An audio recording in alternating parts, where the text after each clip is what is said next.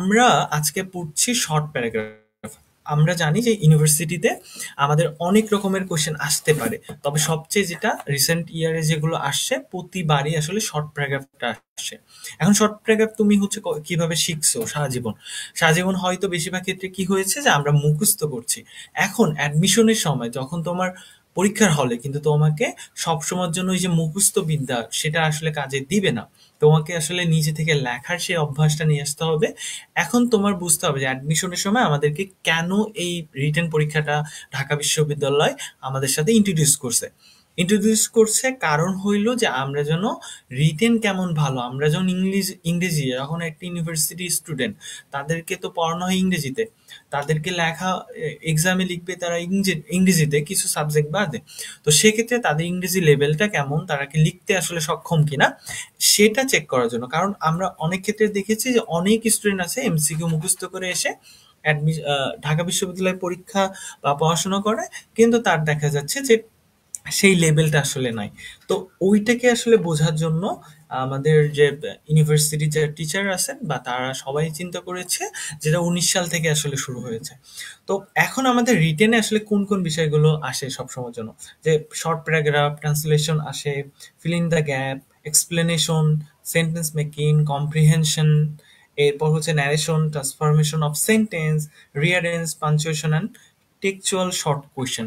তো এই বিষয়গুলো কিন্তু আসে। এখন এখানে সবচেয়ে যেটা বেশি আসে শর্ট প্যারাগ্রাফ। তো আজকে আমরা শর্ট প্যারাগ্রাফ নিয়ে আলোচনা করব।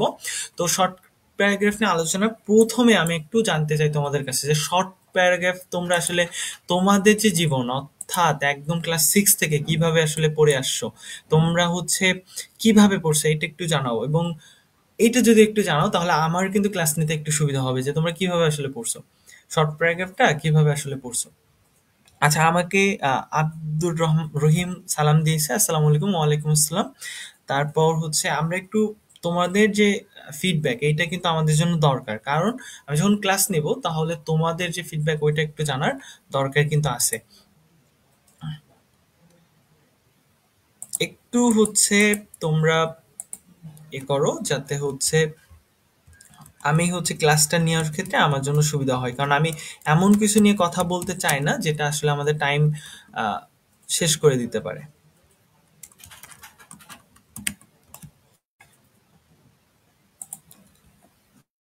আচ্ছা, আচ্ছা, আমরা ক্লাসটা আসলে করি। শর্ট প্যারাগ্রাফটা হলো কি, যে তুমি কোনো একটা আহ, ছোট আকারে একটি গদ্য রচনা যার সাহায্যে একটা আইডিয়াকে সংক্ষিপ্ত তবে পূর্ণ করে রচনা করা হয়ে থাকে। অর্থাৎ কি হয়, যে তুমি একটা টপিক নিয়ে আলোচনা করছো, যেমন যেমন হইলো যে বাংলাদেশের এডুকেশন সিস্টেম বা টারশিয়ারি এডুকেশন সিস্টেম কিভাবে কি কাজে লাগে। তো এইটা তোমার একটা টপিক, এই টপিককে তুমি এবার হচ্ছে এখানে আলোচনা করছো, এখানে এক্সাম্পল দিচ্ছ, দেন এইটাকে ফুল যে প্যারাটা আছে বা প্যারাগ্রাফটা আছে, এটাকে তুমি তোমার যে আইডিয়াটা সেটাকে এস্টাবলিশ করছো। This is the paragraph. আমরা প্যারাগ্রাফ অনেক সংজ্ঞা জানতে পারি, অনেক কিছু বলতে পারি, বাট এটা হচ্ছে মূল বিষয় যে আমরা আসলে একটা ছোট্ট আকারে গদ্য রচনা, একটা গল্পকে আমরা ছোট আকারে করছি। এখন আমরা কোন জায়গায় পরীক্ষা দিতে আসি, ঢাকা বিশ্ববিদ্যালয়। এখন ঢাকা বিশ্ববিদ্যালয়ে পরীক্ষা দেওয়ার জন্য আমরা যে ক্লাস 10 পর্যন্ত 12 পর্যন্ত যে অ্যাডমিশনের জন্য প্যারাগ্রাফ পড়ছি, এটা কি আসলে আমাদের জন্য ভ্যালিড কিনা সেটা একটু জানার আমাদের করতে হবে এবং আমাদেরকে প্র্যাকটিস করতে হবে। প্রথম হচ্ছে ঢাকা বিশ্ববিদ্যালয় পরীক্ষার সময় আমরা রিটেনের ক্ষেত্রে কয় মিনিট পাচ্ছি, 45 মিনিট। আমাদের বাংলা এবং ইংরেজি লেখার ক্ষেত্রে আমরা পাচ্ছি 45 মিনিট। তার মানে আমরা যদি দুইটা ভাগ করি তাহলে হচ্ছে 22 মিনিট 30 সেকেন্ড করে আমরা সময় পাচ্ছি। এখন সেই জায়গায় তোমাকে 3টা কোয়েশ্চেন লিখতে দিতে পারে। তো সেখানে একটা প্যারাগ্রাফে তোমাকে একটা সময় দিবে, তো তোমাকে একটা সময়ের মধ্যে প্র্যাকটিস করতে হবে। তোমরা যেভাবে হচ্ছে অ্যাডমিশন এইচএসসি বা আলিম, এসএসসি বা দাখিলে লিখছো, এখানে কি লিখছো, আমরা 2 পাতা করে একটা প্যারাগ্রাফ লিখে ফেলি। কিন্তু এখানে তোমাকে একটা সিলেক্টিভ পেজ দেওয়া হবে, সেখানে একটা পেজই থাকে মূলত প্যারাগ্রাফ লেখার জন্য। তো তোমার এর ভেতরে আসলে প্যারাগ্রাফটা শেষ করতে হবে এবং টাইমও কিন্তু কম। তাহলে তোমার সময়টাকে প্র্যাকটিস করতে হবে, সময়ের মধ্যে লেখার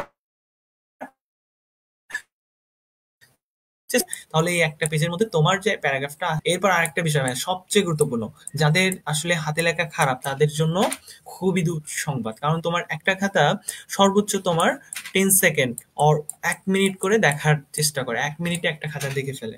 তো সেক্ষেত্রে তোমার লেখা যদি সুন্দর না হয়, তোমার নাম্বার পাওয়ার পসিবিলিটি কিন্তু খুবই কমে যায়।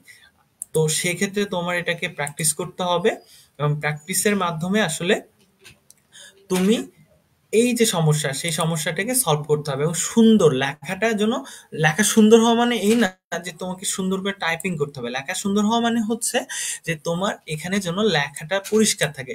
পরিষ্কার থাকলে ভাই এনাফ। এখন তোমার এই জায়গাটাকে ইমপ্রুভ করতে হবে। ফোর্থ ওয়ান হলো শব্দের ব্যবহার। অর্থাৎ তুমি এখন কিসে পড়ো? এইচএসসি। তুমি যদি একদম ইজিয়ার ওয়ার্ড ইউজ করো, তাহলে কি হবে? তোমার যে খাতা দেখছে তার জন্যই হবে, তো তুমি সেই জন্য কোয়ালিফাইড না, এজন্য তোমার নাম্বার কাটা যেতে পারে। এরপর বাক্যের ব্যবহার, আমরা বেশিরভাগ ক্ষেত্রে কি করি? সিম্পল সিম্পল সেন্টেন্সে লেখার চেষ্টা করি। তো ওই জায়গা থেকে আমাদেরকে যে কম্পাউন্ড কমপ্লেক্স সেন্টেন্স গুলো শেখানো হয়, আমরা যে পরীক্ষার ক্ষেত্রে কমপ্লেক্স কম্পাউন্ড শিখি, এইগুলো কিন্তু আমরা ব্যবহারের ক্ষেত্রে আমাদেরকে কখনোই জানানো হয়নি যে ভাইয়া বাস, আমাদের স্যারেরা হয়তো অনেক সময় বলেই নাই যে শর্ট প্যারাগ্রাফ প্যারাগ্রাফ লেখার ক্ষেত্রে তোমরা যে এই যে গ্রামার গুলো পড়ছো, কানেক্টরস গুলো পড়ছো, এই বিষয়গুলো তোমাদের জানবে, ব্যবহার করতে হবে। এখন শর্ট প্যারাগ্রাফ লেখার জন্য এই বিষয়গুলো তোমাকে আগে মাথায় রাখতে হবে।